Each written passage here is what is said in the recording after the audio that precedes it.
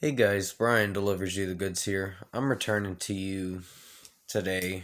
Well, I took a day off yesterday, like I said I was gonna do, and I'm returning to you today for the final marathon studio album review for Deftones' marathon album reviews I've been doing for the past 2 weeks now. So this is for their last album that I'm gonna be doing for Gore that I just got done listening to by Deftones. So I'm gonna discuss what I listened to for this album and let you know my thoughts on it. So let's dive into this review. Now, sorry about earlier. I was trying to make this video a moment ago, and then my throat or whatever, my voice got really cracked up to where I couldn't talk for a moment, so I had to stop it and make another one. But yeah, what did I think of this album? It's pretty good.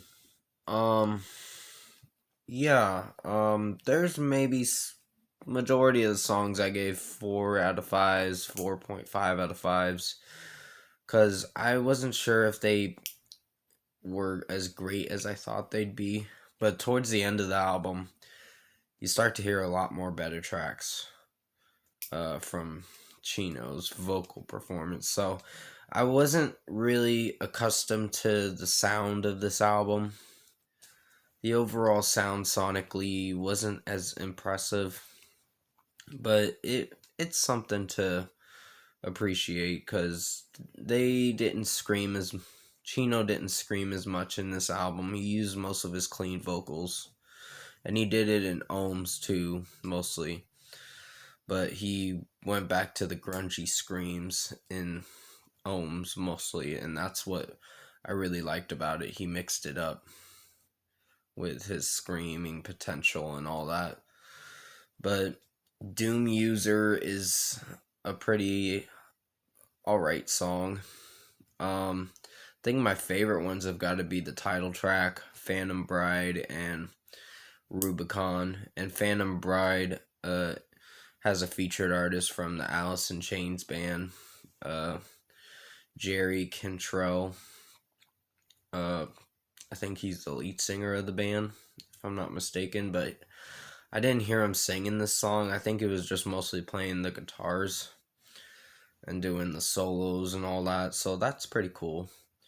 Xenon was an alright track. I'm not that impressed by it, but it's solid for what it is. Acid Hologram kind of has some weird sounds in it, and I wasn't really liking it, so it's decent, but it's not a perfect song. It has its flaws in it. So you got just the weird electronic noise that Chino does with his voice, and it just doesn't sound as great. Sonically, it doesn't sound that great, and just how the song's playing out, it kind of gets a little messy. A little bit, but it's a decent song. I gave it like a 4 out of 5 for Acid Hologram. The opening track's not a bad way to start the record, but not a perfect way. It has its moments where it tends to just go off track at times. I think Geometric Headdress was just a little cringy kind of song. Not my personal favorite, but it's alright. Like I said, most of these songs I gave like 4.5 out of 5s, all the way until you get to Gore, and all the way to Phantom Bride and Rubicon. Those I gave outstanding ratings. So, yeah, this album's not too bad. Just has some messy points in the album. Pictura Infamente, I think is what it's called. Not a bad song, but not a perfect one, I would say. Hearts/Wires is alright. Prayers Triangles is the opening track, of course, like I was trying to say. And sorry, my throat is a little scratchy this morning, so please forgive me on that. If my voice starts to cut off for a second, it's because my throat got a little scratchy and I kind of need to cough afterwards. uh, I'm not sick or anything. I'm just woke up with a scratchy throat. Uh, which I hope I'm not sick.